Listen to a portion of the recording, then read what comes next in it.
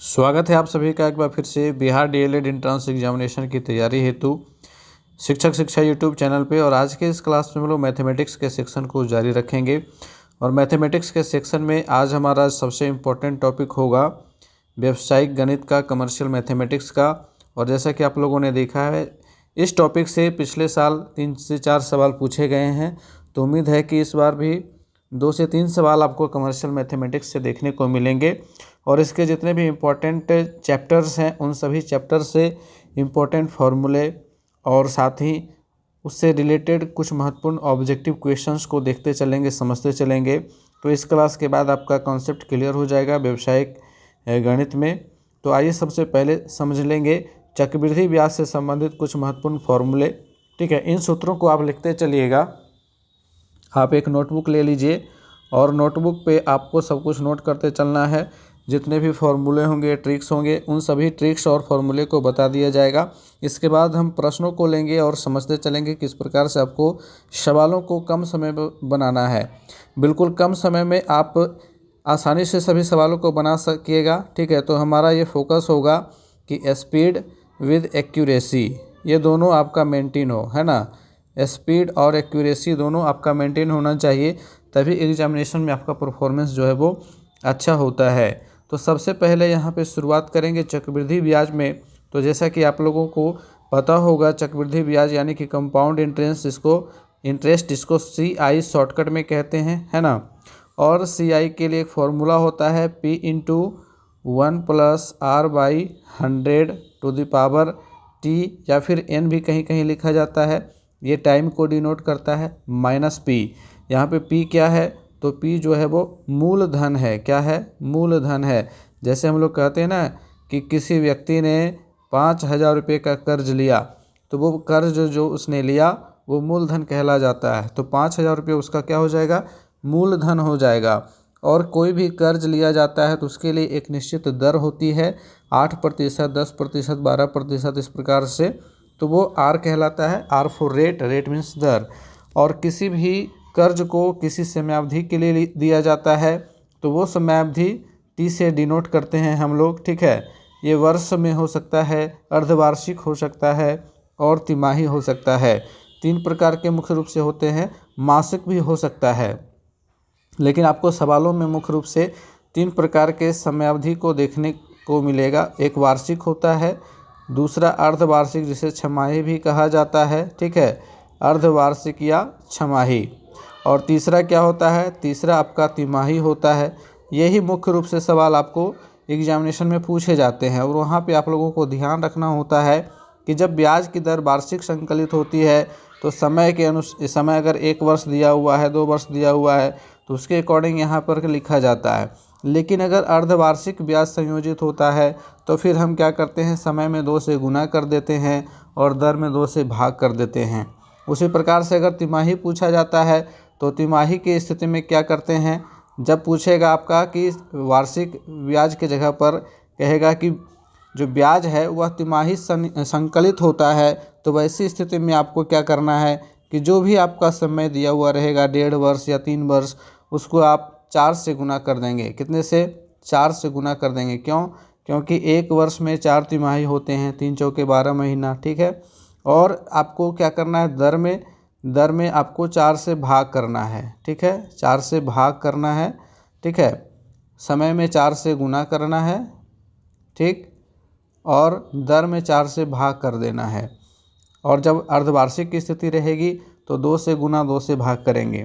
ठीक है, अब इसमें देखिए एक और फॉर्मूला बनता है मिश्र धन वाला, जिसको A कहते हैं।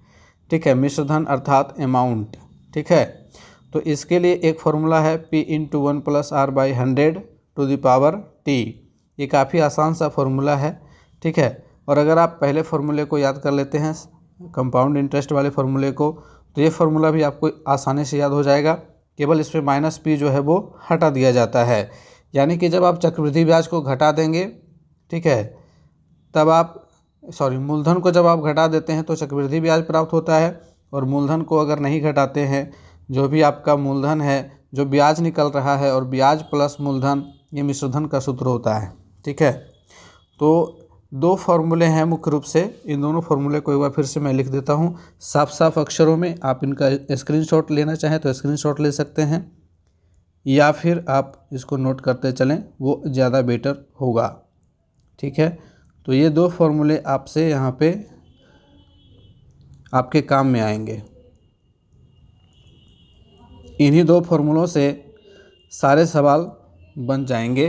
ठीक है, कहीं भी दर या समय या मूलधन या मिश्रधन कुछ भी पूछेगा तो इन दोनों फार्मूले को सवाल के अकॉर्डिंग इस्तेमाल करेंगे। ठीक है, चलिए अब चक्रवृद्धि ब्याज से संबंधित फार्मूले को आपने समझ लिया।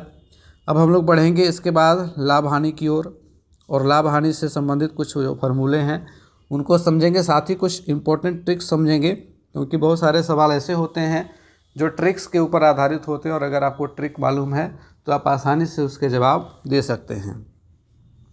तो लाभ हानि में बहुत सारी चीज़ें जो हैं आप लोगों को पता होंगी, जैसे क्रय मूल्य। ठीक है, क्रय मूल्य किसको कहते हैं? तो खरीद मूल्य को क्रय मूल्य कहते हैं। जिस मूल्य पर कोई वस्तु खरीदी जाती है उस मूल्य को क्या कहते हैं? क्रय मूल्य कहते हैं। और विक्रय मूल्य, जैसा कि नाम से ही पता चल जाता है, क्रय मीन्स खरीदना होता है और विक्रय मीन्स बेचना होता है।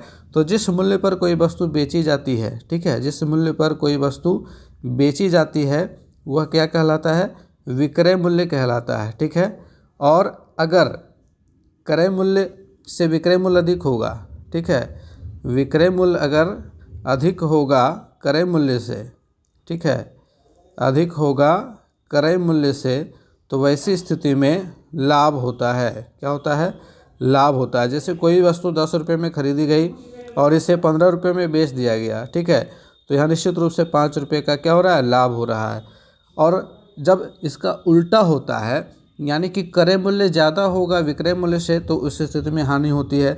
जैसे किसी वस्तु को 15 रुपये में खरीदा गया और 10 रुपये में बेचा जाएगा, तो यहाँ पे 5 रुपये की हानि हो जाएगी। ठीक है, तो इन सारी स्थितियों से आप भलीभांति परिचित होंगे।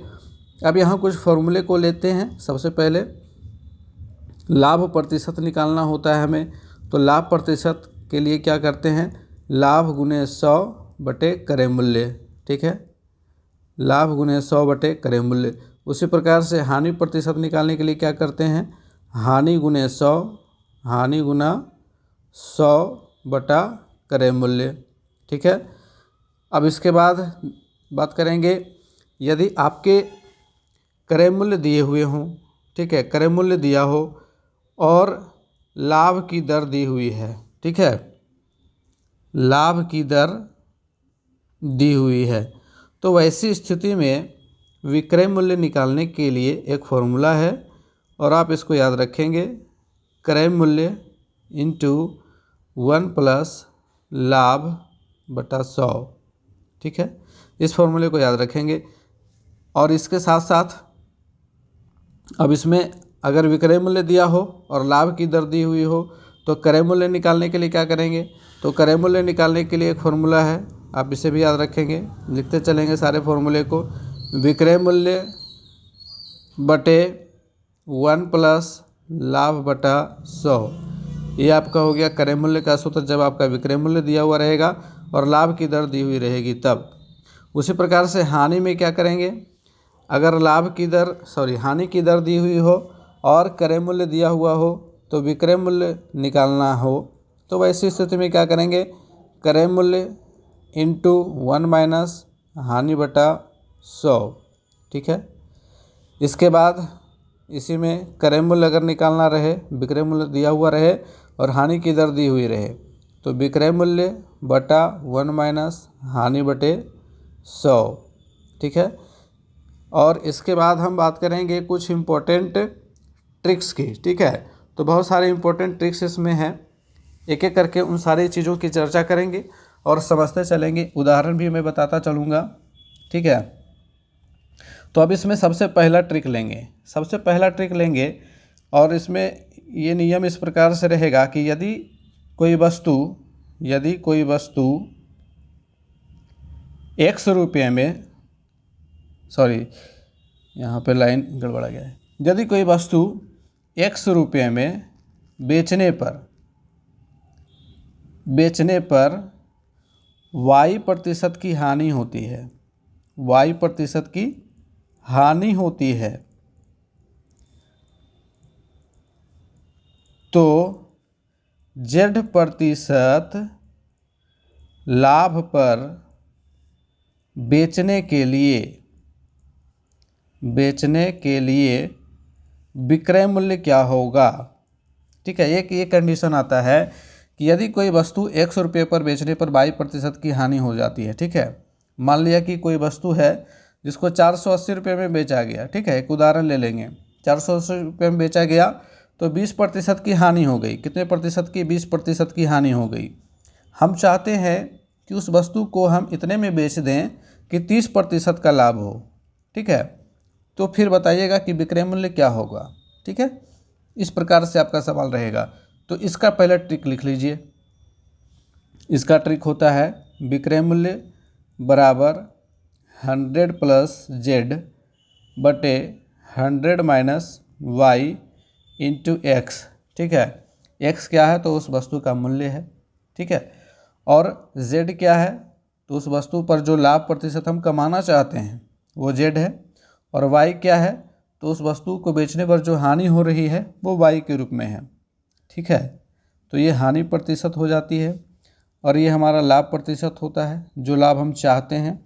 और x क्या है? मूल्य होता है वस्तु का, जिस मूल्य पर वस्तु बेची जाती है। अब यहाँ पर हम इसका उदाहरण लेकर के सवाल बना करके आपको समझा देते हैं। अब जैसे कि सवाल एक है कि किसी वस्तु को हमने 480 रुपये में बेचा। ठीक है, 480 रुपये में बेचा तो यहाँ पे हमारे पास हो गया क्या? 20% की हानि हो गई। 20% की हानि हो गई।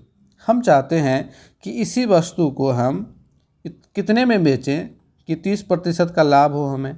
ठीक है, 30% का क्या हो? लाभ हो। तो इसके लिए क्या करेंगे? सिंपल 100 + 30 कर देंगे, है ना, क्योंकि हमने क्या बताया 100 + z करना है। तो z जो है वो लाभ की प्रतिशत है, बटे 100 - 20 कर देंगे जो कि हमारी हानि प्रतिशत है, इंटू जो भी आपका मूल्य है। अब यहाँ देखिए 130 हो जाएगा बटे 80 हो जाएगा और गुना 480। अब इसको आराम से काट दीजिए। 8 × 6 = 48, 13 × 6 = 78, 780 रुपये हो जाएगा। ये आपका हो जाएगा वह मूल्य जिस पर आप बेचिएगा वस्तु को, तो आप 30% लाभ कमाइएगा। ठीक है, तो इस प्रकार के सवाल बहुधा देखे जाते हैं, तो इसीलिए इस ट्रिक को शामिल किया गया है। आइए बढ़ेंगे दूसरे इम्पोर्टेंट ट्रिक की ओर। दूसरा इम्पोर्टेंट ट्रिक नोट कीजिएगा। यदि 100 रुपये में बेचने पर 100 रुपये में बेचने पर y% का लाभ होता है, y% का लाभ होता है, तो z% हानि पर बेचने के लिए अब यहाँ पे क्या है? उल्टा उसका है। पहले ट्रिक का ये क्या है? उल्टा है। तो विक्रय मूल्य बराबर यहाँ पर क्या करेंगे हम लोग? सिंपल काम वही है, 100 - z कर दीजिएगा और नीचे 100 + y कर दीजिएगा, इंटू x रहेगा। ठीक है, तो अगर उल्टा हुआ तो हमें ट्रिक को भी उल्टा कर देना है। यहाँ पर जो हमारा प्लस था उसको हमने माइनस कर दिया और नीचे माइनस था इसको प्लस कर देंगे। ठीक है, इसका एग्जाम्पल नहीं लेंगे, आप चीज़ों को समझते चलेंगे। फिर इसके बाद तीसरा ट्रिक लेते हैं। ठीक है, तीसरा ट्रिक पर ध्यान दीजिएगा कि यदि दो वस्तुओं का क्रय मूल्य समान हो, दो वस्तुएं इसमें हैं। ठीक है, दो वस्तुओं का क्रय मूल्य समान होगा। दो वस्तुओं का क्रय मूल्य यानी कि जो खरीदा गया मूल्य है वो समान हो। क्या हो? समान हो, एक समान बराबर हो, तथा एक वस्तु को बेचने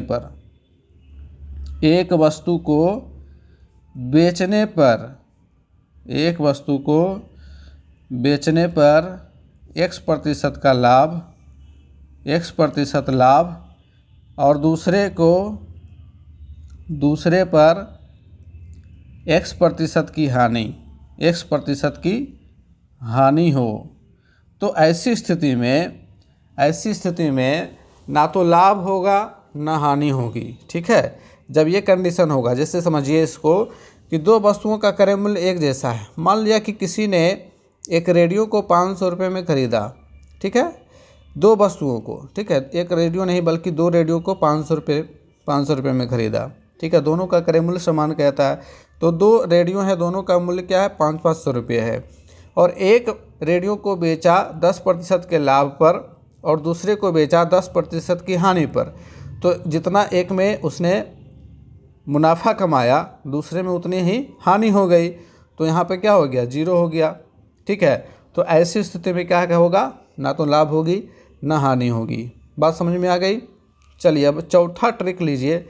चौथा ट्रिक समझिए कि जब कोई व्यक्ति, इसमें लिखेंगे कि जब कोई व्यक्ति दो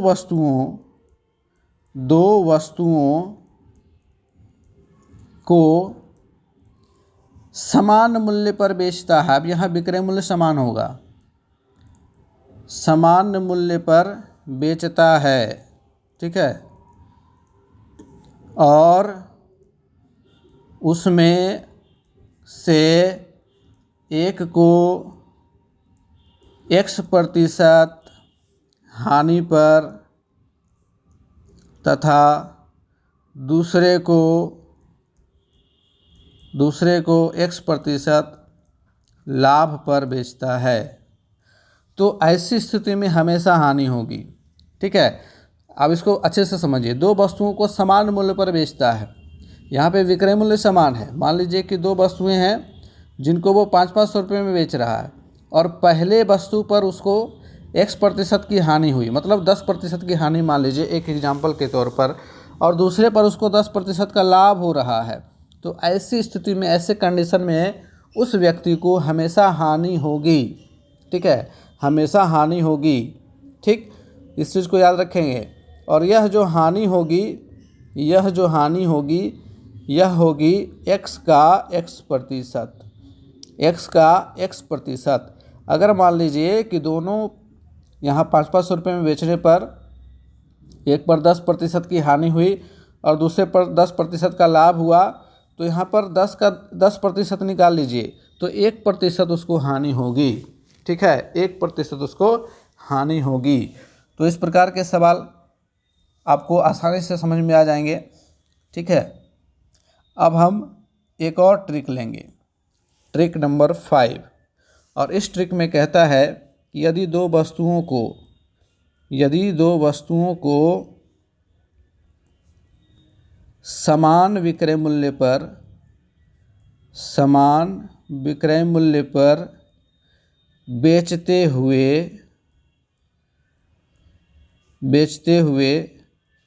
एक पर X% का लाभ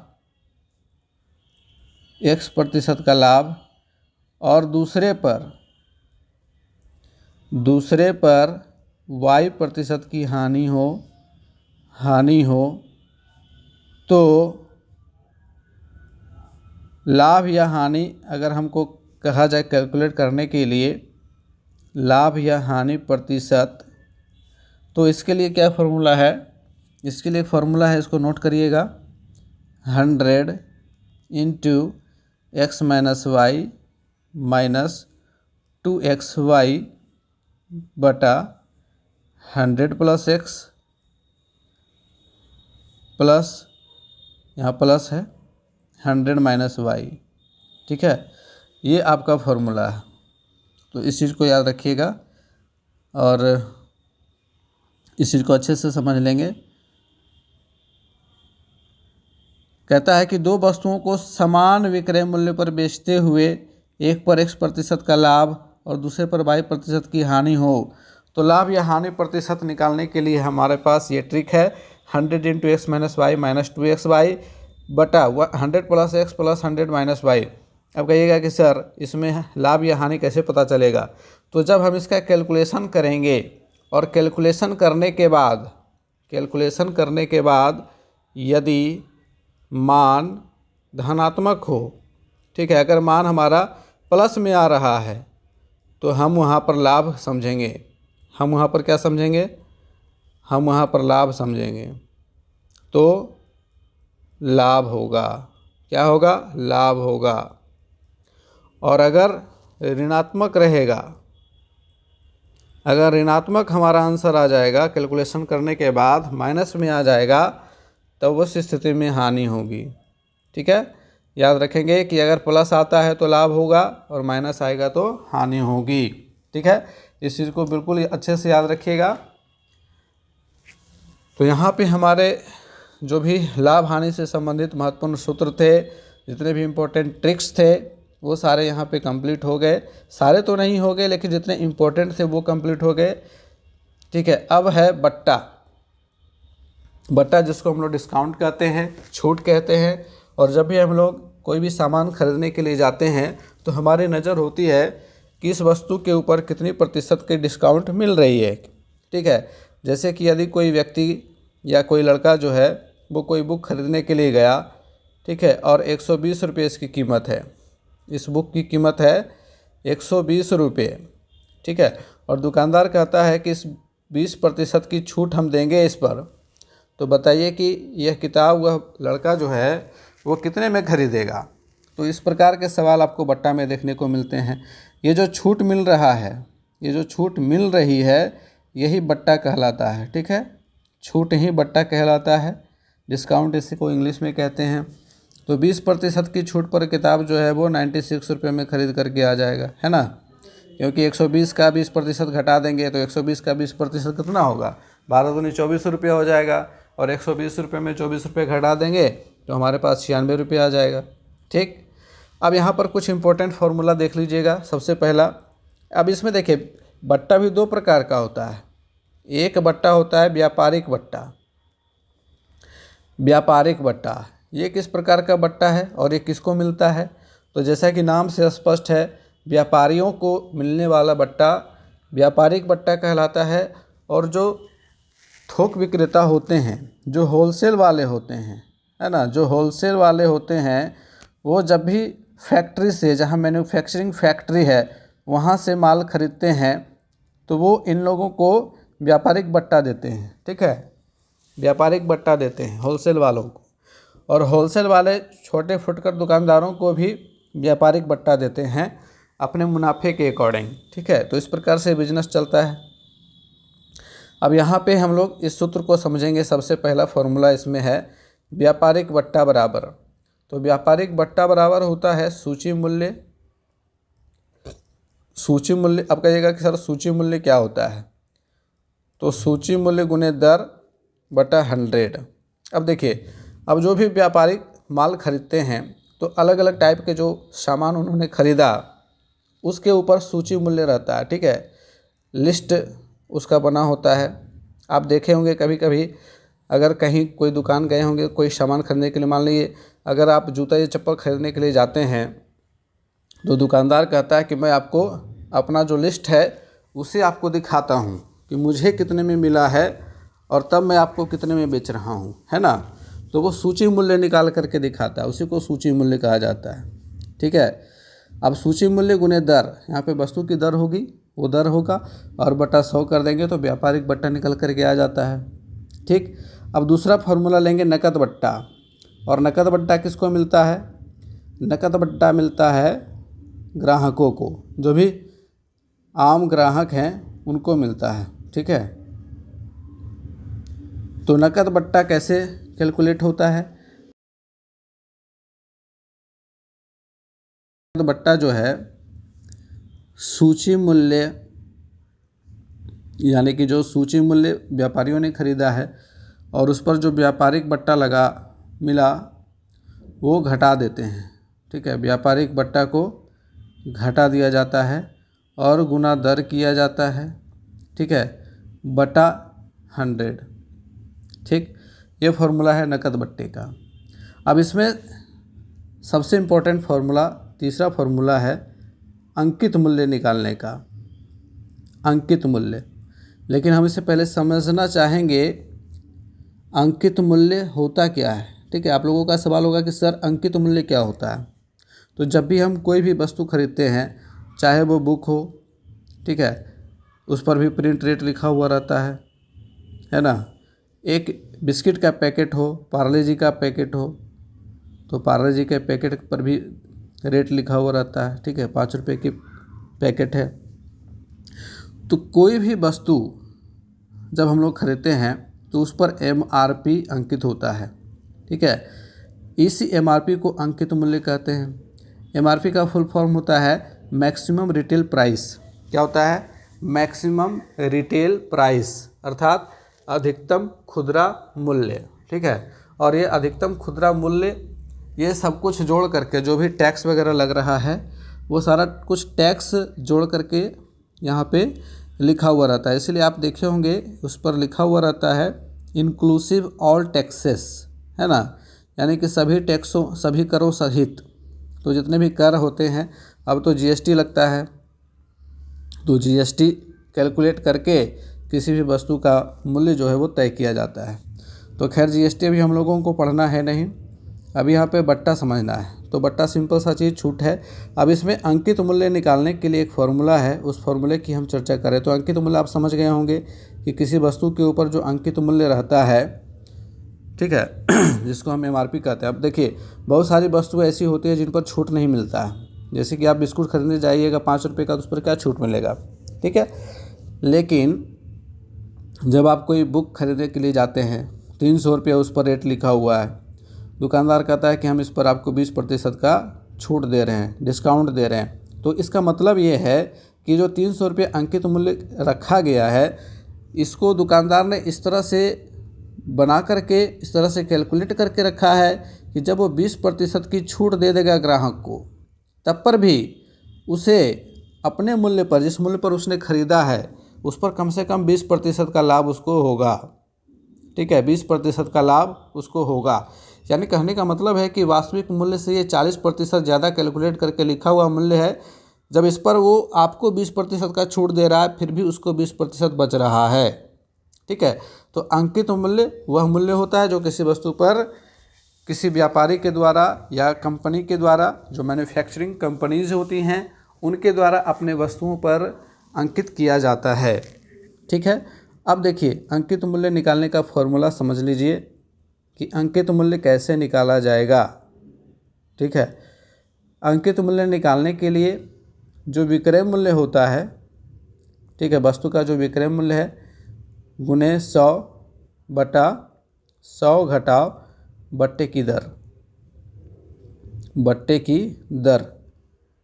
अब मान लीजिए कि कोई वस्तु 96 रुपये में 20% छूट देने के बाद बेची गई, ठीक है, 20% की छूट देने पर 96 रुपये में बेची गई। तो इस वस्तु का अंकित मूल्य क्या होगा?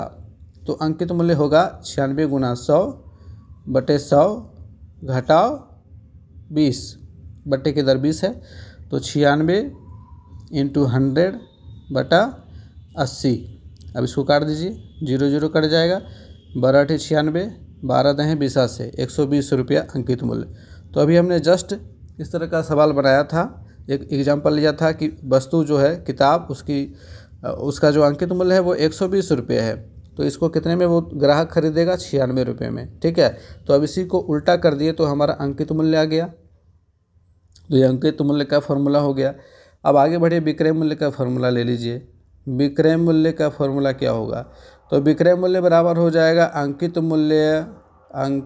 मूल्य गुना 100 घटाव बट्टा की दर, ठीक है, बट्टे की दर बटा 100। ये आपका विक्रय मूल्य निकालने का फॉर्मूला हो गया। जैसे कि 96 रुपये अंकित मूल्य है, ठीक है, और बट्टे की दर है 20%, ठीक है। अब यहाँ बताइए कि कितना हो जाएगा। सॉरी, अंकित मूल्य 96 रुपये नहीं है बल्कि 120 रुपये है, ठीक है। तो उसी एग्जाम्पल को हम लेकर के आगे बना रहे हैं। तो 120 गुने 80 बटा 100, तो 0 0 कट गया, 0 0 12 96 आ गया, यानी कि 96 रुपये उस वस्तु का विक्रय मूल्य हो गया, ठीक। चलिए अब अगला फार्मूला लेंगे। अब यहाँ 5वां फार्मूला ले लीजिए, x% y% छूट का समतुल्य बट्टा, छूट का समतुल्य बट्टा, ठीक है, समतुल्य बट्टा।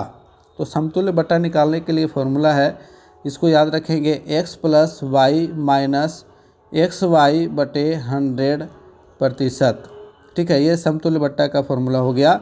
अगर x और y दो छूट हैं तो इसका हम समतुल्य बट्टा निकाल लेंगे इस प्रकार से।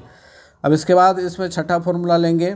छठा फॉर्मूला कहता है कि क्रमिक बट्टा अगर रहेगा, जैसे आपने देखा होगा कि किसी वस्तु पर क्रमिक छूट दिया जाता है, एक छूट ना दे करके 30% और 20% का क्रमिक बट्टा दिया जाता है। तो अगर x y z हम 3 ले लेते हैं, ठीक है, x%, y%, z% क्रमिक बट्टा दिया जा रहा है वस्तु पर, ठीक है, क्रमिक बट्टा अगर दिया जा रहा है तो उस वस्तु का विक्रय मूल्य क्या होगा? उस वस्तु का विक्रय मूल्य हो जाएगा अंकित मूल्य, ठीक है, वस्तु का जो भी अंकित मूल्य होगा into 100 minus x by 100 into 100 minus y by 100 into 100 minus z बटे 100, ठीक है। ये फॉर्मूला आपका हो जाएगा विक्रय मूल्य का। तो अगर मान लीजिए कि दो क्रमिक बट्टा दिया हुआ है, एक्स और वाई दिया हुआ है, तो हम एक्स और वाई तक ही फॉर्मूला में चलेंगे। अगर 3 दिया हुआ है तो पूरे जेड तक आएंगे, ठीक। चलिए यहाँ तक हो गया क्लियर। अब बट्टा का हमारा फॉर्मूला हो गया। अब आगे बढ़ेंगे हम। तो नेक्स्ट टॉपिक हमारा है शेयर एवं स्टॉक, और ये काफ़ी इंपॉर्टेंट टॉपिक है, इससे भी सवाल देखने को मिल जाते हैं। तो कुल मिलाकर के कमर्शियल मैथमेटिक्स में ये 4 इंपॉर्टेंट आपके चैप्टर्स हैं जिनसे आपको सवाल देखने को मिलते हैं। तो इस चैप्टर से रिलेटेड कुछ इम्पोर्टेंट फार्मूला देख लीजिएगा। सबसे पहला इसमें फार्मूला लेंगे। देखिए इसमें कुछ स्टॉक, शेयर, ये सब चीज़ समझना होता है, और ये आपका शेयर मार्केटिंग से जुड़ा हुआ सवाल होता है ना, शेयर मार्केटिंग वगैरह। और जब भी कोई वस्तु खरीदी जाती है शेयर के रूप में तो शेयर क्या होता है, स्टॉक क्या होता है, ये सारी चीज़ें इसके अंतर्गत आती हैं। तो इसमें देखिए एक पहला सूत्र हम लेंगे कि स्टॉक का नकद मूल्य, ठीक है, स्टॉक का नकद मूल्य, इसके लिए हम क्या फार्मूला इस्तेमाल करेंगे? तो इसके लिए इस्तेमाल करेंगे बाज़ार भाव। जो बाज़ार भाव होगा एक शेयर का गुना दिया हुआ स्टॉक, ठीक है, स्टॉक लिखेंगे स्टॉक बटा 100, ठीक है। ये आपका पहला फार्मूला हो गया। स्टॉक का नकद मूल्य निकालने के लिए कहेगा तो आपको इस फार्मूले के इस्तेमाल से निकाल लेना है। इसके बाद दूसरा फार्मूला लेंगे। दूसरा फार्मूला होगा स्टॉक की संख्या। अगर स्टॉक पूछेगा, स्टॉक अगर कहेगा कि स्टॉक निकालिए कि स्टॉक कितना आएगा, तो उसके लिए एक फार्मूला है, जो भी नकद भुगतान हमारा होगा, नकद भुगतान गुना 100 और बटा बाज़ार भाव, ठीक है, बटा बाज़ार भाव। ये आपका स्टॉक का सूत्र हो गया। स्टॉक निकालने के लिए इस सूत्र का प्रयोग करेंगे। इसके बाद तीसरा और इम्पोर्टेंट फार्मूला है वार्षिक लाभांश। जब भी कोई व्यक्ति शेयर में इन्वेस्ट करता है, निवेश करता है, तो वार्षिक लाभांश निकालने के लिए, मतलब जो उसकी आय होगी, वार्षिक आय होगी, उसको कैसे हम निकालेंगे? तो उसके लिए देखिए जो अंकित मूल्य होगा, शेयर का अंकित मूल्य अगर दिया हुआ रहेगा, उसमें शेयरों की संख्या से गुणा कर देंगे, जितने शेयर रहेंगे, ठीक है, शेयरों की संख्या से क्या करेंगे, गुणा कर देंगे। फिर उसमें गुणा करेंगे लाभांश की वार्षिक दर से, ठीक है। लाभांश की वार्षिक दर दी हुई रहती है, जैसे 8%, 10%, 12%, इस तरह से दिया हुआ रहेगा, ठीक है। तो वार्षिक दर उसकी क्या होगी वो आपको क्वेश्चन में मिल जाएगा, और इन तीनों को 100 से भाग कर देंगे गुणा करके, ठीक है। तो ये हो गया आपका वार्षिक लाभांश, यानी कि वार्षिक आय का ये फॉर्मूला हो गया, ठीक है। अब चौथा फॉर्मूला हम लोग लेंगे निवेश के लिए, ठीक है। निवेश अगर कहेगा निवेश निकालिए, कितने रुपए का निवेश किया जाएगा, तो निवेश का बहुत ही आसान सा फॉर्मूला है बाज़ार भाव। जो भी बाज़ार भाव है शेयर का, और शेयरों की जो कुल संख्या है, शेयरों की कुल संख्या, ठीक है, उससे हम गुना कर देंगे, ठीक। तो हमारा निवेश निकल जाएगा, ठीक है। मान लीजिए कि कोई 20 रुपये के बाज़ार भाव से 2000 शेयर खरीदता है, तो निवेश उसने कितना किया, तो 2000 गुने 20, ठीक है, तो 40,000 रुपये उसने निवेश कर दिया, ठीक है। चलिए पांचवा फार्मूला लेंगे प्रतिशत ब्याज। अब इसमें प्रतिशत ब्याज हम लिखेंगे। तो प्रतिशत ब्याज निकालने के लिए किस फार्मूले का इस्तेमाल किया जाएगा? तो इसमें देखिए जो भी हमारा कुल वार्षिक लाभांश निकल करके आएगा, इसके पहले हम लोगों ने कुल वार्षिक लाभांश का फॉर्मूला देखा था, तो कुल वार्षिक लाभांश गुने 100 और बटा निवेश, जितना आपने निवेश किया उससे डिवाइड कर देंगे तो प्रतिशत ब्याज निकल करके आ जाता है। चलिए छठा फॉर्मूला लेंगे। छठा फॉर्मूला हमारा है लाभांश की वार्षिक प्रतिशत दर निकालने के लिए। जो भी हमने लाभ कमाया है, ठीक है, लाभांश की वार्षिक प्रतिशत दर, इसको हम शॉर्ट में वार्षिक दर भी कहते हैं। तो इसको कैसे हम निकालेंगे, तो कुल वार्षिक लाभांश, जितना वार्षिक आय हुआ उसको लिखेंगे, ठीक है, कुल वार्षिक लाभांश, इसको 100 से मल्टीप्लाई कर देंगे गुना 100 और बटे अंकित मूल्य हो जाएगा, ठीक है, बटे अंकित मूल्य, जो शेयर का अंकित मूल्य होगा, और गुने शेयरों की संख्या, यानी कि कह सकते हैं आप शेयरों की संख्या, एक तरह से कह सकते हैं निवेश, ठीक है। चलिए अब ये हो गया छठा फॉर्मूला। जब लाभांश की वार्षिक प्रतिशत दर निकालने के लिए कहेगा तो कुल वार्षिक लाभांश गुने 100 करके अंकित मूल्य गुने शेयरों की संख्या से भाग कर देंगे। चलिए नेक्स्ट सातवां फॉर्मूला इसके अंतर्गत है, अगर आपको शेयरों की संख्या निकालने के लिए कहा जाए कि शेयरों की संख्या ज्ञात कीजिए, जो कि सवालों में आप देखेंगे, तो हमने जितना निवेश किया है, ठीक है, और एक शेयर का बाजार भाव क्या है उसे भाग कर देंगे, ठीक है। तो ये चौथे फार्मूला से ये सातवां फार्मूला निकल करके आया। उसमें हम लोगों ने क्या देखा था, निवेश बराबर बाजार भाव गुने शेयरों की संख्या, तो शेयरों की संख्या बराबर क्या हो जाएगा, निवेश बटे बाजार भाव। उसी प्रकार से उससे एक फार्मूला और निकाल सकते हैं, एक और बना सकते हैं। बाजार भाव कैसे निकालेंगे, तो निवेश बटे शेयरों की संख्या से बाजार भाव निकल जाएगा, ठीक है। तो इस प्रकार से शेयर एवं स्टॉक से संबंधित फार्मूला यहाँ पर हो गया कंप्लीट। अब बढ़ेंगे हम लोग सवालों की ओर, और पहला सवाल आपके सामने रहा ये 5,000 रुपये की 5,000 रुपये की धनराशि पर 8% वार्षिक ब्याज की दर से 2 वर्ष का चक्रवृद्धि ब्याज ज्ञात करें। बहुत ही सिंपल सा, बहुत ही सरल सा सवाल, ये पहला क्वेश्चन आप लोगों को दिया गया है। आप इसे वीडियो को पॉज करके बना लीजिए, उसके बाद वीडियो को प्ले कीजिएगा, उसके बाद अपना आंसर चेक कीजिएगा, ठीक है। तो उम्मीद है कि आप लोगों ने वीडियो को पॉज करके क्वेश्चन को सॉल्व किया होगा। आइए अब इसको हम कैसे सॉल्व करेंगे इसको समझ लेंगे। तो जैसा कि हमने फार्मूला आप लोगों को बताया हुआ है चक्रवृद्धि ब्याज का, तो चक्रवृद्धि ब्याज का फार्मूला हो जाता है P इंटू, और यहाँ पर देखिए P क्या है, तो जो धनराशि हमने उधार लिया है वो हमारा हो जाता है मूलधन। तो 50,000 रुपये यहाँ पे क्या है, आपका P है, ठीक है। तो P इंटू 1 प्लस R, तो R कितना है, जो भी आपका देखिए दिया हुआ रहेगा 8% यहाँ पे दिया हुआ है, प्रतिशत वार्षिक ब्याज की दर, ठीक है, प्रतिशत वार्षिक ब्याज की दर। तो ये शब्द जिसमें जुड़ा हुआ रहेगा वही आपका दर कहलाएगा। तो 8 कर दीजिए बटा 100 कर दीजिए। इसके बाद आपको क्या करना है, इस पर पावर टाइम देते हैं, तो टाइम कितना दिया हुआ है 2 वर्ष, तो यहाँ पे 2 दे दीजिए और घटाओ 50,000 कर देंगे, ठीक है। ये तो आपका सिंपल सा फंडा हो गया, आपका फार्मूला के अकॉर्डिंग आपको सारा कुछ बैठा लेना है। अब इसको कैलकुलेट कीजिएगा, तो यहाँ पे देखिए 8 और 100 कट जाएगा, 4 दूना 8 और 25 चौके 100। अब यहाँ पे 1 है तो ये भिन्न का जोड़ होगा, तो 25 से कहीं 25, 25 दू 27, 27 बटे 25 यहाँ पर के आएगा, ठीक है। कैलकुलेट होने के बाद तो 50,000 गुना 27 बटा 25 गुना 27 बटा 25, चूँकि स्क्वायर है तो 2 बार गुना होगा, माइनस 50,000 यहाँ पे लिख देंगे। अब इसको काट दीजिए, तो 25 दूना 50, बाकी 3 जीरो यहाँ पे आ जाएगा, ठीक। अब यहाँ पर 25 × 8 200, तो 8 बार में कट गया, 1 जीरो बच गया, तो 80। अब यहाँ देखिए 80 गुना 27 करना है, कैसे फटाफट से गुना करते हैं, तो 27 का स्क्वायर आपको याद रखना है, 27 का स्क्वायर होता है 729, ठीक है। तो 729 गुना 80 करेंगे, ठीक, माइनस 50,000 करना है। तो 729 गुना 80 कितना आएगा, तो देखिए 9 8 72, 72 के 2 बाकी 7, 8 दूनी 16, 16 7 23, 23 के 3 बाकी 2, 8 7 56, 56 2 58, ठीक है, और 1 जीरो हमारा यहाँ पे बैठा देंगे। अब हो गया 58,320।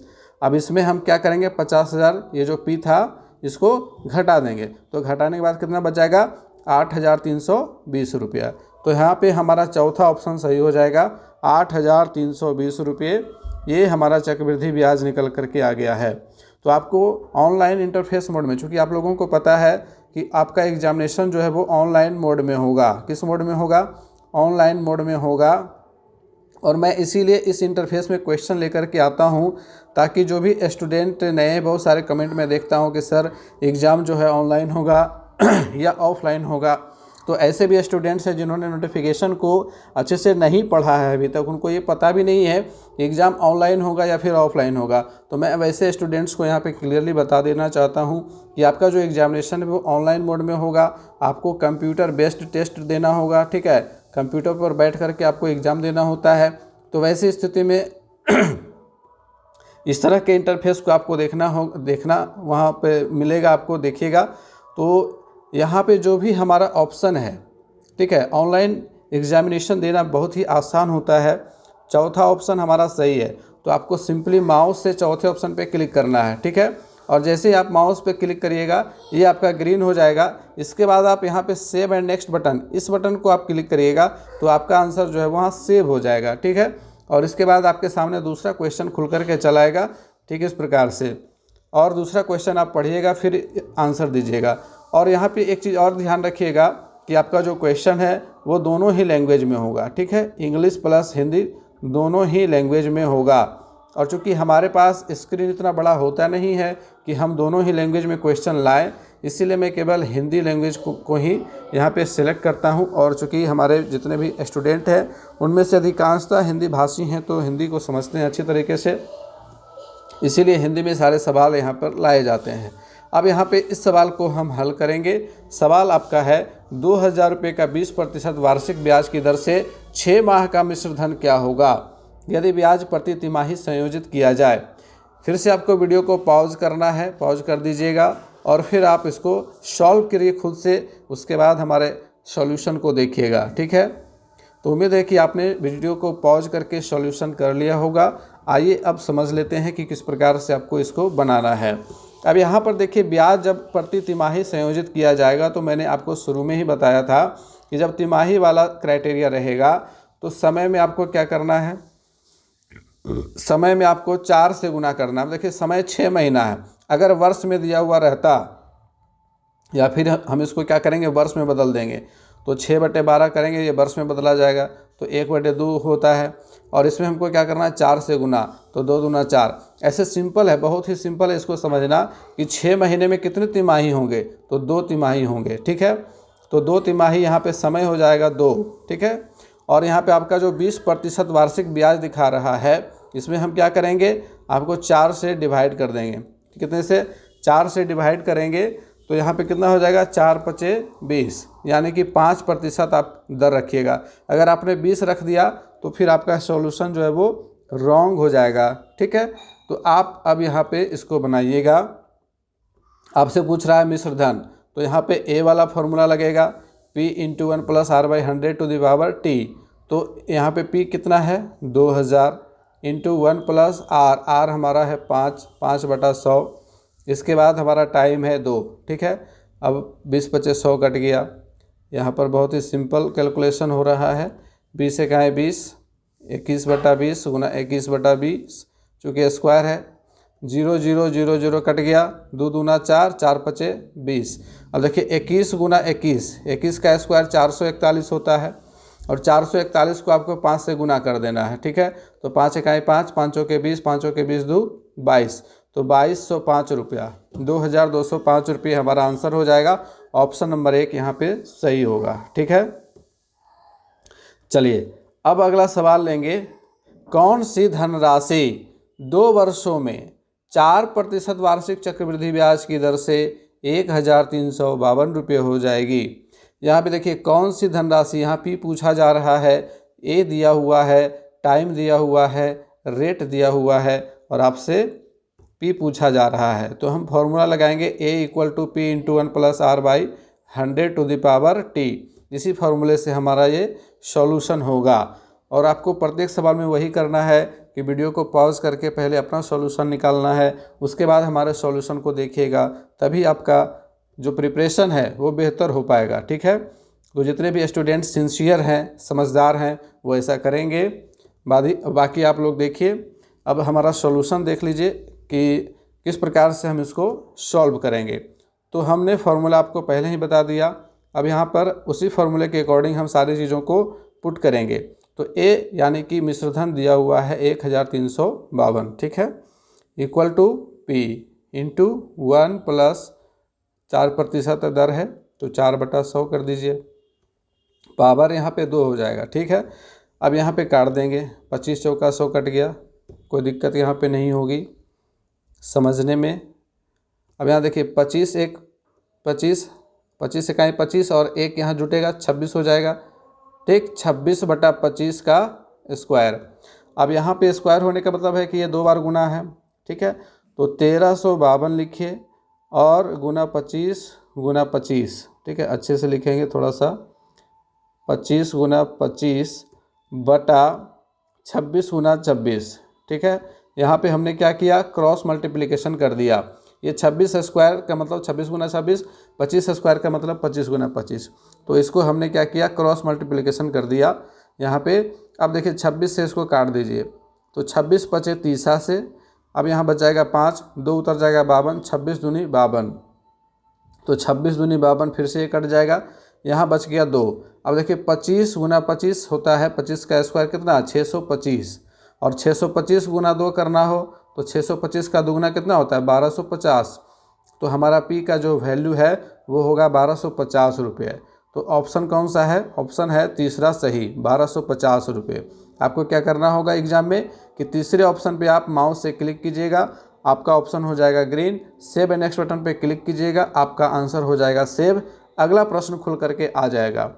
ठीक, अगला प्रश्न आपके सामने है, कितने वर्षों में 12,000 रुपये की धनराशि 5% वार्षिक चक्रवृद्धि ब्याज की दर से 13,230 रुपये होगी। अब यहाँ पे समय आपसे पूछ रहा है कितने वर्षों में, तो समय आपसे पूछ रहा है। ठीक है, समय पूछ रहा है और यहाँ पे पी दिया हुआ है 12,000 रुपये, पी दिया हुआ है 12,000 रुपये, ए दिया हुआ है मिश्रधन आपको दिया हुआ है 13,230 रुपये, आर आपको दिया हुआ है 5%। तो बताइए, टाइम नहीं निकाल लीजिएगा। चलिए वीडियो को पॉज करके एक बार फिर से कैलकुलेशन कर लीजिए, इसके बाद हमारे सॉल्यूशन को देखिएगा। ठीक है, तो आइए अब सॉल्यूशन पे चर्चा करते हैं। यहाँ पे सॉल्यूशन के लिए हम फार्मूला ए वाला ही लगाएंगे। ठीक है, तो 13,230 रुपये ए हो गया और ये 12,000 रुपये पी हो गया। ठीक है, इंटू 1 प्लस आर, तो आर का मान 5 है, 5/100 कर दीजिए। पावर हमारा टी रहेगा। ठीक है, चूँकि टी का मान यहाँ पे दिया हुआ नहीं, हमें निकालना है तो टी को टी रहने देंगे, कोई दिक्कत यहाँ पे नहीं होनी चाहिए।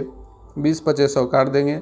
अब यहाँ पर देखिए 13,230 रुपये और ये जो यहाँ पे 12,000 है इसको आप इधर ले आइए।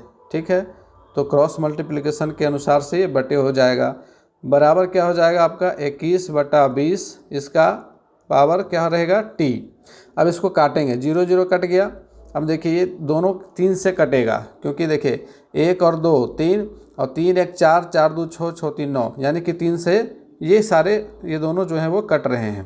ठीक है, तो अब 3 से काट देंगे, तो 40 दिया 20 से, तो यहाँ पे एक 0 और बैठा देंगे, 400 हो जाएगा, 4 3 12, 00 हो गया।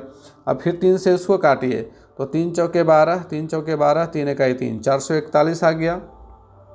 अब यहाँ पर देखिए कोई भी सवाल इस प्रकार से जब बनाया जाता है तो यहाँ पे जो आ रहा है ना पैटर्न सवाल का इस प्रकार से रहेगा कि या तो इसी का स्क्वायर हो जाएगा या इसी का क्यू हो जाएगा, तो उसी के अकॉर्डिंग आपको सोचना है। अगर आप पैटर्न को पकड़ लेते हैं तो आपका कैलकुलेशन काफ़ी फास्ट हो जाता है। ठीक है, तो अब यहाँ पर देखिए 441 ऊपर है और 400 नीचे है, इसको हम 21 और 20 के वर्ग के रूप में लिख सकते हैं। ठीक है, तो क्या लिखेंगे, 21/20 का होल स्क्वायर बराबर 21/20 टू द पावर टी। अब यहाँ पर सिंपल है कि टी की वैल्यू कितनी आ गई, 2। ठीक है, यानी कि 2 वर्ष हमारा समय होगा। तो ऑप्शन नंबर 4 सही है। चौथा ऑप्शन पर क्लिक कीजिए, उसके बाद सेव नेक्स्ट बटन पर क्लिक कीजिए, आगे बढ़िए। 5वां सवाल हमारे सामने आ चुका है कि वह धन ज्ञात कीजिए जो 8% वार्षिक चक्रवृद्धि ब्याज की दर से 2 वर्ष में 7,290 रुपये हो जाता है, वह धन ज्ञात कीजिए, यानी कि मूलधन ज्ञात कीजिए। P का मान आपको निकालना है। तो आप इसको फिर से वीडियो को पॉज करके सॉल्यूशन करके अपना देख लीजिए, उसके बाद वीडियो को प्ले करके आंसर चेक कीजिए। तो यहाँ पे हम फॉर्मूला कौन सा लगाएंगे, वही A वाला फॉर्मूला लगाएंगे, ठीक है। तो A के लिए हमने फार्मूला जो बनाया उसके अकॉर्डिंग सारी वैल्यू को पुट करेंगे। P हमें निकालना है तो P को P रहने देंगे। 1 + 8/100, चूँकि दर यहाँ पर दिया हुआ है 8%, तो 8/100 हो जाएगा। और पावर कितना हो जाएगा 2, चूँकि 2 वर्ष है। अब यहाँ देखिए 4 से कट जाएगा, 4 दूनी 8 और 25 चौका 100, 25 से कहें 25, 25 दूनी 27, 27/25 यहाँ पर आ जाएगा। अब देखिए 7,290 बराबर P × 27/25 का होल स्क्वायर, ठीक है। अब यहाँ पर क्रॉस मल्टीप्लिकेशन करेंगे, इधर स्पेस, ठीक है, इधर लिखेंगे इंटू 25 × 25 हो जाएगा बटे 27 × 27 हो जाएगा। P की वैल्यू है ना, ठीक है। अब देखिए P को इधर ही छोड़ दिए और 25 और 27 इन दोनों को इधर लेके आए, इस पक्ष में लेके आए। तो 25 नीचे था, ये ऊपर चला गया, 25 × 25 हो गया। और 27 ऊपर था तो 27 नीचे चला आया, 27 × 27 हो गया। अब 27 × 27, ये 27 का स्क्वायर 729 होता है, ठीक। तो ये 10 बार में कट जाएगा।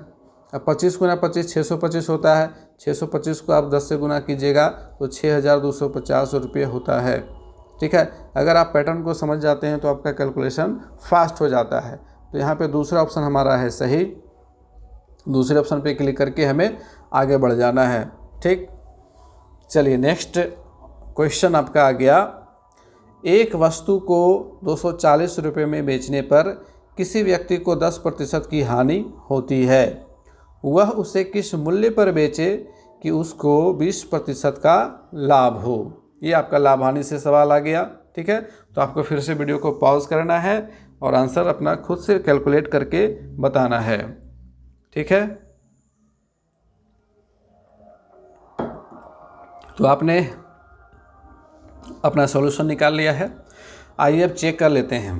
तो देखिए इसको बनाने के लिए हम ट्रिक का इस्तेमाल करेंगे, चूँकि हमने ट्रिक के ऊपर आप लोगों को बताया था ट्रिक इसमें कि जब किसी x रुपये के वस्तु को y% हानि पर बेचा जाता है और उसको हमको कितने में बेचना हो या हमें z% का लाभ हो, तो वो ट्रिक आप लोगों को याद रखना है।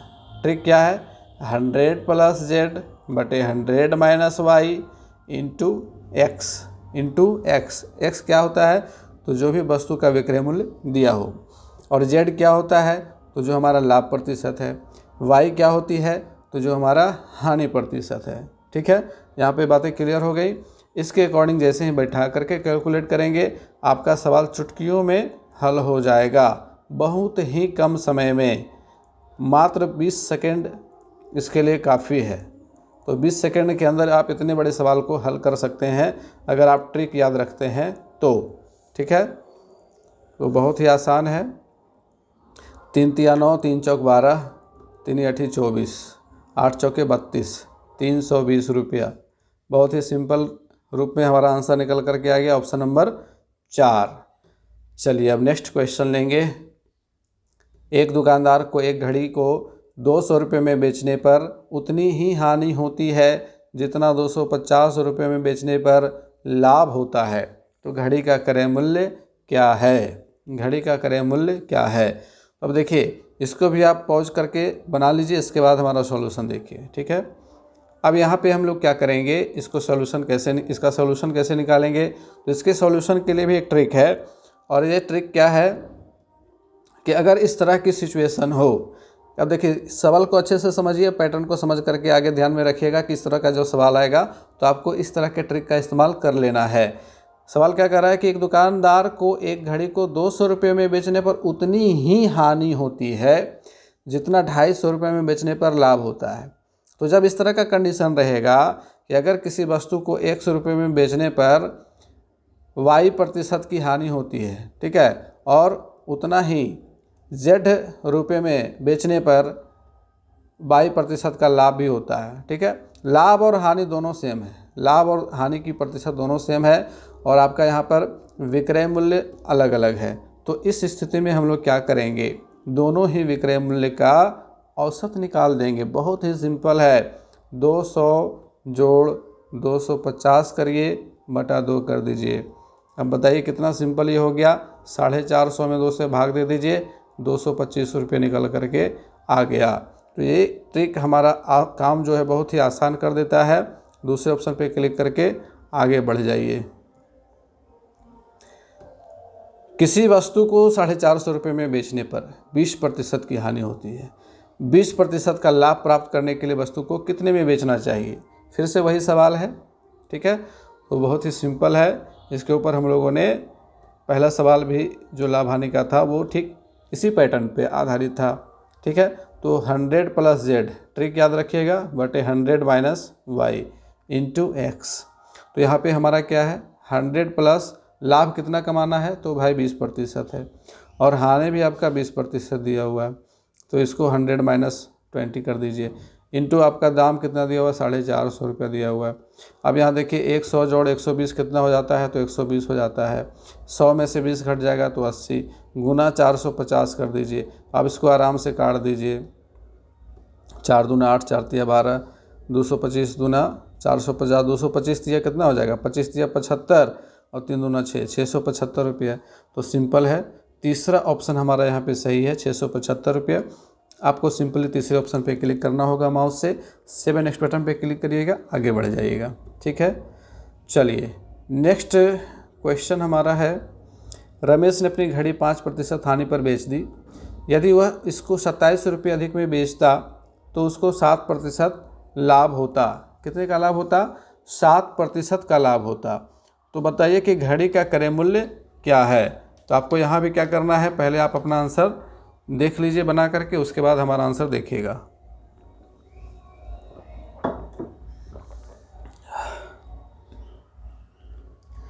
तो आइए अब आंसर के ऊपर चर्चा करते हैं। अब इसमें भी एक ट्रिक लगाएंगे हम लोग, ठीक है। जब इस तरह का कंडीशन हो, पहले तो 5% हानि पर वस्तु को बेचा, फिर कहता है कि उसको अगर 27 रुपये ज़्यादा में बेच देता तो उसको 7% का लाभ होता, ठीक है। तो इस प्रकार से जो हमारा परसेंटेज है, उन परसेंटेज को जब हम जोड़ रहे हैं तो 5 जोड़ 7 यानी कि 12%। ये 12% जो है ये 27 रुपये के बराबर है, ठीक है, 27 रुपये के बराबर है।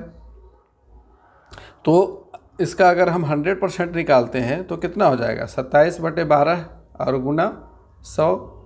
अब इसको देखिए काट लीजिए, 4 तिया 12, 3 से काट लीजिए, 3 चौके 12, 3 नमा 27 और 25 चौका 100, 25 नमा 225। तो 225 रुपये हमारा आंसर यहाँ पर निकल करके आ जाता है। कितना सिंपल, अगर आप ट्रिक को समझ लेते हैं, ट्रिक के अकॉर्डिंग सवाल को बनाते हैं तो बहुत ही आसान हो जाता है। चलिए अब अगला सवाल लेंगे। किसी फल विक्रेता ने 80 रुपये में 100 संतरे खरीदे। काफ़ी इंपॉर्टेंट सवाल है, ये VVI क्वेश्चन है। इस तरह का सवाल अक्सर पूछा जाता है एग्जाम में। तो सवाल क्या कर रहा है कि किसी फल विक्रेता ने 80 रुपये में 100 संतरे खरीदे। यदि उनमें से 20 संतरे सड़े हुए निकल गए तो 25% लाभ प्राप्त करने के लिए शेष संतरे किस कीमत पर बेचने चाहिए। ऑप्शन आपके यहाँ दिए हुए हैं। अब देखिए सवाल को अच्छे से समझेंगे तो पता चलेगा कि 80 रुपये में जब उसने 100 संतरे खरीदे और 20 संतरे सड़े हुए निकल गए तो उसको 80 रुपये में 80 संतरे पड़ गए। 80 रुपये में 80 संतरे, यानी कि ये सिंपल है, 1 रुपये में 1 संतरा उसने खरीदा, ठीक है, 1 रुपया में 1 संतरा, यानी कि 1 संतरे का क्रय मूल्य 1 रुपया है। 1 संतरे का लिखेंगे, 1 संतरे का क्रय मूल्य बराबर 1 रुपया। अब हमको 25% लाभ पाना है, तो बताइए विक्रय मूल्य क्या होगा। तो 1 जोड़ 1 का 25%। अब 1 रुपये का 25% कितना होगा, तो 25 पैसा होगा। तो 25 पैसा जब जोड़ देंगे तो 1.25 रुपया हो जाएगा। 1 रुपये 25 पैसा प्रति संतरा। तीसरा ऑप्शन हमारा हो जाएगा सही। बढ़ेंगे आगे। किसी किताब का अंकित मूल्य 120 रुपया है। यदि एक ग्राहक किताब को 20% बट्टा पर खरीदता है तो बताइए कि ग्राहक को कितने रुपए देने होंगे। इसको तो हमने शुरुआत में ही एग्जाम्पल में ही कंक्लूड कर लिया था, तो इसको तो बनाने की आवश्यकता नहीं है। 96 रुपये इसका आंसर है। दूसरा ऑप्शन सही है। अगला सवाल लेते हैं। किसी वस्तु को उसके अंकित मूल्य पर 14% बट्टा देकर 387 रुपये में बेचा जाता है, ठीक है। तो वस्तु का अंकित मूल्य क्या है। अब अंकित मूल्य के लिए हम लोगों ने फॉर्मूला लिखा था, एक बार फिर से रिवीजन कर लेते हैं अगर आपको याद नहीं है तो, ठीक है। अंकित मूल्य बराबर क्या था, विक्रय मूल्य गुणे 100 बटा 100 घटाओ बट्टे की दर, ठीक है, 100 घटाओ बट्टे की दर। अब यहाँ पर इसी फॉर्मूला का इस्तेमाल करके हम लोग इसको आसानी से सॉल्व कर सकते हैं। हमारा जो विक्रय मूल्य है 387 रुपये है, गुना 100 कर दीजिए, बटा 100 घटाओ बट्टे की दर, तो बट्टे की दर 14% दिया हुआ है। अब यहाँ पर 387 गुना 100 और बटा कितना हो जाएगा, 100 में से 14 घटा दीजिए तो बचेगा 86। अब 86 को काटिए, अब यहाँ पर देखिए 2 बार में काट देंगे, 43 दूनी 86 और 50 दूनी 100।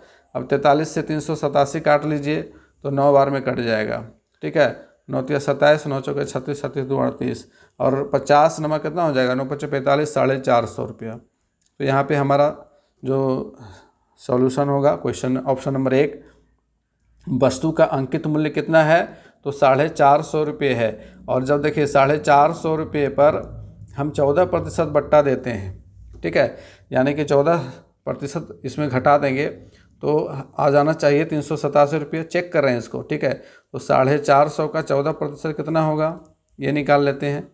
0 0 कट गया, 5 से काट देंगे, 5 दूनी 10, 5 नंबर 45 और 2 सत्ते 14, 9 सत्ते 63, ठीक है।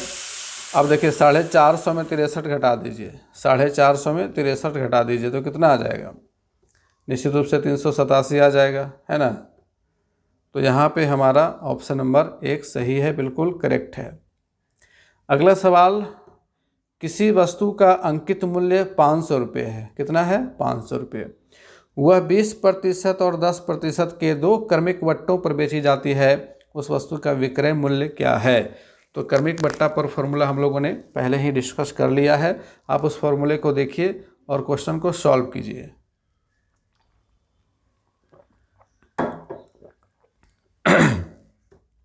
आइए अब सॉल्यूशन की ओर बढ़ते हैं। तो सॉल्यूशन हमारा हो जाएगा, अब उस फॉर्मूले को एक बार फिर से मैं यहाँ पे लिख देता हूँ। विक्रय मूल्य बराबर क्या था, अंकित मूल्य into 100 minus x by 100 into 100 minus y by 100, ठीक है। हमारे पास 2 ही क्रमिक बट्टा है तो हम एक्स और वाई तक चलेंगे, अगर 3 रहता तो जेड भी ले लेते, ठीक है। तो अब इसी फॉर्मूले का यूज़ करके हम इसको सॉल्यूशन निकाल लेंगे, इसका सॉल्यूशन निकाल लेंगे। अब यहाँ देखिए 500 रुपये अंकित मूल्य यहाँ पे दिया हुआ है, बहुत ही आसान है। 100 minus 20 by 100 into 100 minus 10 by 100। अब देखिए 500 गुना 80 बटा 100 गुना 90 बटा 100, फटाफट से इसको कैलकुलेट कर लेंगे, ठीक है। 0 0 इधर भी कट गया, 5 गुने 8 40, 40 नमा 360 रुपये हमारा आंसर ऑप्शन नंबर 3 आ गया। चलिए अगला सवाल लेंगे कि एक वस्तु का अंकित मूल्य उसके विक्रय मूल्य से 2 गुना था। क्या कह रहा है कि वस्तु का अंकित मूल्य जो प्रिंट रेट है, एमआरपी जो वस्तु का है वो विक्रय मूल्य से 2 गुना था। अगर मान लिया कि विक्रय मूल्य जो आपका है वो 100 रुपये है, ठीक है, तो प्रिंट रेट कितना होगा 200 रुपये, है ना। क्या कह रहा है कि अंकित मूल्य विक्रय मूल्य से 2 गुना था। तो जब एमआरपी 200 रुपये है और दुकानदार ने उसे 100 रुपये में बेचा तो उसने इस वस्तु के ऊपर कितना छूट दिया, तो निश्चित रूप से 50% का छूट है, 50% का डिस्काउंट है, 200 का आधा 100 होता है। तो यहाँ पे इसको सॉल्व करने की भी आवश्यकता नहीं है, वैसे सॉल्व कर सकते हैं, 50% ही आंसर आएगा, ठीक है। सिंपल सा फंडा है इसको समझने का कि 200 का आधा 100 हो गया तो 50% छूट मिल रहा है, ठीक। चलिए नेक्स्ट क्वेश्चन लेंगे। एक दुकानदार सिलाई मशीन 15% बट्टे पर खरीद करके 1955 रुपये में बेच देता है तथा 15% लाभ कमाता है, तो बट्टा कितना है। ये बहुत ही बहुत ही अच्छा सा सवाल है, आसान भी हो जाएगा जब आपको फॉर्मूला पता होगा। आप प्रैक्टिस कर लेंगे 1-2 बार तो आसान भी हो जाएगा, लेकिन सवाल बहुत ही इम्पोर्टेंट है, बहुत ही अच्छा सवाल है। तो अब इसमें देखिए कैसे बनाएंगे हम लोग। क्या कह रहा है कि दुकानदार ने सिलाई मशीन 15% बट्टे पर एक दुकानदार सिलाई मशीन को 15% बट्टे पर खरीद करके 1955 रुपये में बेच देता है तथा 15% लाभ कमाता है। तो बट्टा कितना है? दुकानदार ने सबसे पहले मशीन को खरीदा 15% बट्टे पर और बेचा 1955 रुपये पर और 15% का लाभ भी कमाया। तो इसको सिंपल तरीके से बनाएंगे, ठीक है। सबसे पहले यहाँ देखेंगे कि वस्तु का जो विक्रय मूल्य है, जो दुकानदार ने बेचा, ठीक है, सिलाई मशीन को उसने बेचा 1955 रुपये में, 15% का लाभ, तो उसने कितने में ख़रीदा था ये निकाल लेंगे, ठीक है। और ये जो क्रय मूल्य होगा, ये 15% बट्टा जब सिलाई मशीन बिकेगी तो उस टाइम पे इसका विक्रय मूल्य होगा, जो इस दुकानदार का क्रय मूल्य होगा, ठीक है। बात समझ में आ रही है? एक बार फिर से समझिए इसको अच्छे तरीके से कि अगर यह दुकानदार जो है, इस दुकानदार ने सिलाई मशीन को 15% बट्टे पर ख़रीदा। अब जहाँ से ख़रीदा होगा, मान लीजिए होलसेल दुकान से उसने ख़रीदा, तो होलसेल दुकानदार वाले ने 15% पर जब इसको बेचा इस दुकानदार को, तो उसने 15% तो छूट दिया और उसका ये विक्रय मूल्य कहलाया जब वो सिलाई मशीन बिकी तो। और इस दुकानदार ने उसे ख़रीदा, ठीक है, इस दुकानदार ने उसे ख़रीदा तो वह विक्रय मूल्य इसका क्रय मूल्य हो गया, क्योंकि फिर इसने बाद में क्या किया, उसको बेच दिया। उसको क्या किया? बेच दिया, ठीक है, 1955 रुपये में बेच दिया। तो अब इस दुकानदार ने जो चालाकी दिखाई, 1955 रुपये में बेच करके 15% का लाभ कमाया, तो इसके लिए विक्रय मूल्य हो गया 1955 रुपये, ठीक है, और 15% का लाभ यहाँ पे दिया हुआ है। तो अब इसका क्रय मूल्य यानी कि उसने वस्तु को कितने में ख़रीदा था, वो जब हम निकालेंगे तो ये ऑटोमेटिक विक्रय मूल्य निकल जाएगा, ठीक है। किसका? जब शुरुआत में सिलाई मशीन बिकी थी उसका, ठीक है। अब समझ लीजिए इसको कैसे हम निकालेंगे। तो क्रय मूल्य बराबर क्या हो जाता है सूत्र?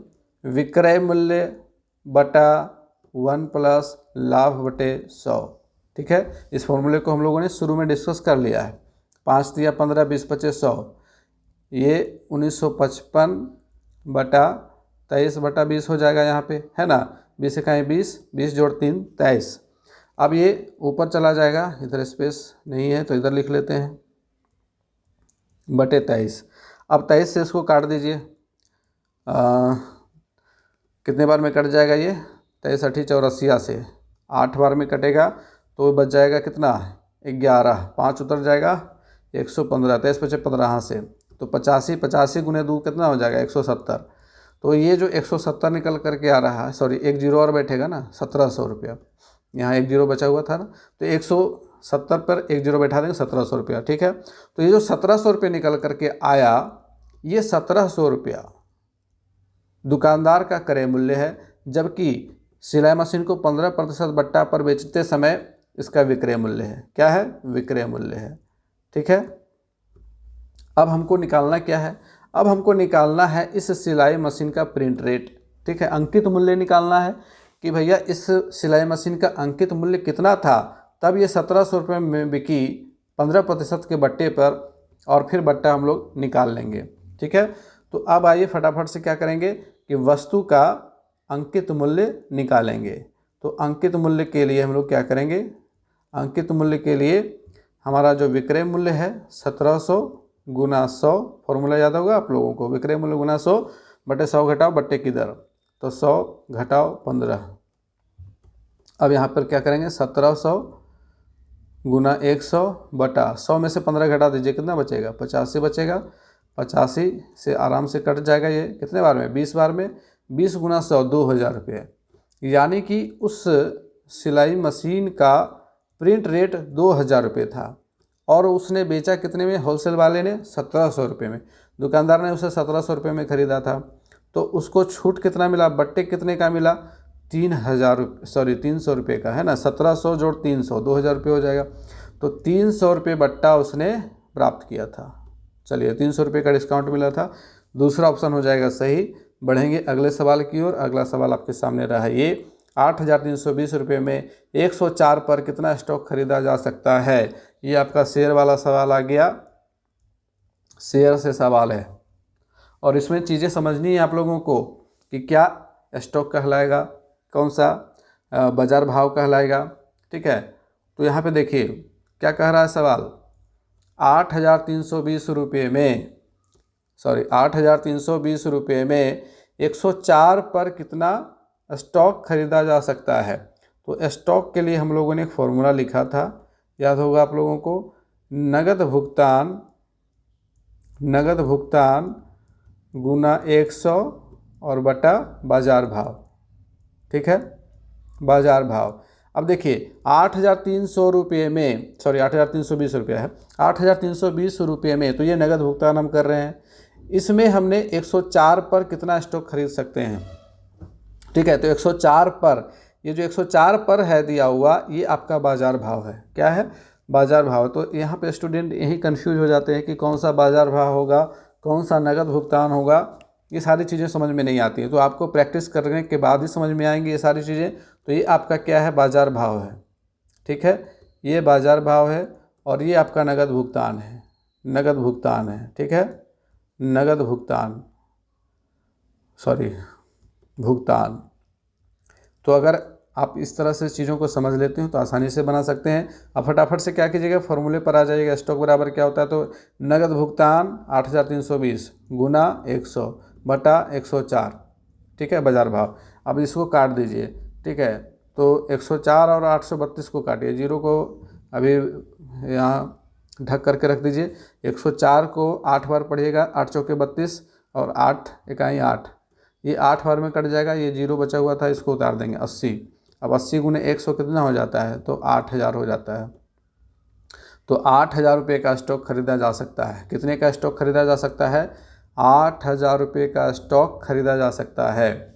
अब इस चीज़ को अच्छे से समझिए, आपको सारी चीज़ें क्लियर हो जाएंगी। सवाल क्या कर रहा था कि 8,320 रुपये में 104 रुपये पर कितना स्टॉक खरीदा जा सकता है। तो यहाँ देखिए बाजार भाव स्टॉक का था 104 रुपये। ठीक है, 104 रुपये और 8,320 रुपये हमारा क्या है, नगद भुगतान है जो किसी व्यक्ति ने स्टॉक खरीदने के लिए किया हुआ है। और कितने का स्टॉक उसको खरीद पाएगा, वो 8,000 रुपये का स्टॉक खरीद पाएगा, क्योंकि बाजार भाव कितने हैं, 104 रुपये का बाजार भाव है। ठीक है, चलिए अब अगला सवाल लेते हैं। 130 रुपये पर 8% स्टॉक में 7,800 रुपये लगाकर कितनी वार्षिक आय प्राप्त होगी। तो इसको बना करके देखिए। ठीक है,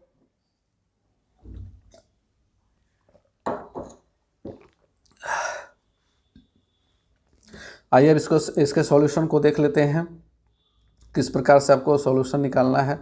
तो इसमें देखिए सबसे पहले यहाँ पर सवाल को समझ लेंगे कि 130 रुपये पर, तो ये जो 130 रुपये दिया हुआ है ये आपका बाजार भाव है। ठीक है, ये क्या है, बाजार भाव है। ठीक, उसके बाद 7,800 रुपये क्या है, ये आप नगद लगा रहे हैं, 7,800 रुपये लगा रहे हैं ना, तो नगद भुगतान 7,800 रुपये कर रहे हैं। ठीक, तो यहाँ पे सबसे पहले क्या निकाल लेंगे, सबसे पहले स्टॉक निकाल लेंगे। स्टॉक निकालेंगे तो हम आसानी से इसको बना सकते हैं। तो स्टॉक क्या हो जाएगा हमारा, नगद भुगतान 7,800 रुपये गुने 100 बटा बाजार भाव। तो 130 रुपये दिया हुआ है, तो इस तरह से जब दिया हुआ रहेगा ना 130 रुपये पर, 104 रुपये पर, 80 रुपये पर, 100 रुपये पर, तो इसको समझ आइएगा कि ये बाजार भाव है। ठीक, अब स्टॉक इसको निकाल लीजिए, काट दीजिए। 13 छक्का 78, 6 बार में कट जाएगा 60 और 60 गुणे 100 कितना हो जाता है, 6,000 रुपये, है ना। तो स्टॉक कितने का हमारा है, 6,000 रुपये का स्टॉक है। अब आय हमने निकाल लेना है। ठीक है, आय कैसे हो जाएगा, तो 6,000 रुपये का क्या कर रहा है, 8% हम निकाल लेंगे 6,000 का 8%। तो 6,000 गुना 8 बटा 100 कर दीजिए, 0 कट गया, 8 छक्के 48, 1 0 आ जाएगा, 480 रुपये आय होगी। चलिए पहला ऑप्शन हमारा हो जाएगा सही। अगले प्रश्न की ओर बढ़ेंगे। अगला प्रश्न आपके सामने है, 20 रुपये वाले 100 शेयर 18 रुपये की दर पर खरीदने पर कितना लाभ होगा। ठीक है, अब इसको समझिए, एक शेयर है उसकी कीमत 20 रुपये है और आप उसको 18 रुपये में खरीद रहे हैं, कितने में? 18 रुपये में खरीद रहे हैं, तो आपको इस शेयर पर कितने का लाभ हो रहा है? तो 20 में से 2 रुपये आपको लाभ हो रहा है, ठीक है। 18 रुपये आपने दिया जबकि इसकी कीमत थी 20 रुपये, तो आपको 2 रुपये का लाभ हो रहा है। अब 2 रुपये का लाभ एक शेयर पर हो रहा है, तो 100 शेयर पर कितने लाभ होगा? 200 रुपये होगा। बहुत ही सिंपल सा सवाल था, केवल समझने की देरी है, समझ गए, बहुत ही आसानी से बना लीजिएगा। नेक्स्ट क्वेश्चन है, यदि 25 रुपये वाले शेयर का बाजार भाव 30 रुपये है तो 1200 रुपये में वह कितने शेयर खरीद सकता है? ठीक है, तो 25 रुपये वाले शेयर का बाजार भाव 30 रुपये है, ठीक, तो 1200 रुपये में कितने शेयर खरीदेगा? तो शेयरों की संख्या का एक और फॉर्मूला हम लोगों ने डिस्कस किया था, बहुत ही आसान सा फॉर्मूला था। शेयरों की संख्या बराबर निवेश बटे बाजार भाव, निवेश बटे बाजार भाव। तो हम यहाँ निवेश कितना कर रहे हैं? 1200 रुपये निवेश कर रहे हैं कि हम 1200 रुपये अपने शेयर में लगा रहे हैं, और शेयर का जो बाजार भाव है वो 30 रुपये है, ठीक। तो हम शेयर कितने खरीद रहे हैं? तो 1200 बटे 30, 0 कट गया, 40 दिया 120, तो यहाँ पे 40 शेयर हमने खरीदा, 40 शेयर खरीदा गया, ठीक। इस प्रकार से जब समझिएगा तो आसानी से समझ में आ जाएगा। चलिए, ये इस सीरीज का आखिरी सवाल है। क्लास बहुत ही लंबा हो गया है, और अगर आप लोगों ने यहाँ तक क्लास को देखा है ध्यान से, निश्चित रूप से आप अच्छे स्टूडेंट हैं और आप में समझने की, सीखने की भूख है, और ये आपको बहुत आगे लेकर के जाएगी, ठीक है। तो अब आखिरी सवाल को यहाँ पे सॉल्यूशन करना है। चलिए यहाँ पे देखिए, 4% के 120 रुपये पर 1000 रुपये के स्टॉक का नकद मूल्य क्या होगा? अब यहाँ पे सवाल क्या कर रहा है? 4% के 120 रुपये पर 1000 रुपये के स्टॉक का नकद मूल्य। तो नकद मूल्य का हमने एक फॉर्मूला लिखा था। नकद मूल्य बराबर क्या होता है? बाजार भाव गुने स्टॉक, जो भी स्टॉक दिया हुआ है, ठीक है, गुने स्टॉक बटा 100। बहुत ही सिंपल सा फॉर्मूला ये भी था। अब यहाँ पे बाजार भाव क्या है? 120 रुपये पर। तो जैसे देखिए 120 रुपये पर मैंने पहले कहा कि जब इस तरह का कंडीशन रहेगा तो आप समझ जाइएगा कि यही बाजार भाव है, ठीक है, यही क्या है? बाजार भाव है। तो 120 गुने स्टॉक कितना है? स्टॉक 1000 रुपये लिया हुआ है, 1000 रुपये के स्टॉक, तो 1000 रुपये से गुना कर दीजिए और बटा 100 कर दीजिए, ठीक है। अब यहाँ 0 कट गया, 120 गुने 10 कितना हो जाएगा? 1200 रुपये। तो 1200 रुपये हमारा आंसर निकल करके आ गया। ऑप्शन नंबर 2 हमारा सही है। चलिए, इस प्रकार से आज का क्लास यहाँ पे कंप्लीट होता है। उम्मीद है कि कमर्शियल मैथमेटिक्स के सेक्शन में आपको अच्छा लगा होगा, बहुत कुछ सीखने को मिला होगा। आपको क्लास जैसा भी लगा है आप हमें कमेंट करके बताइएगा, और आगे भी क्लासेस आते रहेंगे। तो आप आगे भी सीखते रहना चाहते हैं तो हमसे जुड़ जाइए, चैनल को सब्सक्राइब कर लीजिए। व्हाट्सएप ग्रुप, टेलीग्राम के लिंक आपको नीचे डिस्क्रिप्शन बॉक्स में मिल जाएंगे, वहाँ से भी आप हमसे जुड़ सकते हैं, ताकि आपको समय समय पर जो भी PDF वगैरह प्रोवाइड किया जाता है आपको उसका भी बेनिफिट मिल सके। मिलते हैं फिर से अगले क्लास में, तब तक के लिए गुड बाय, टेक केयर।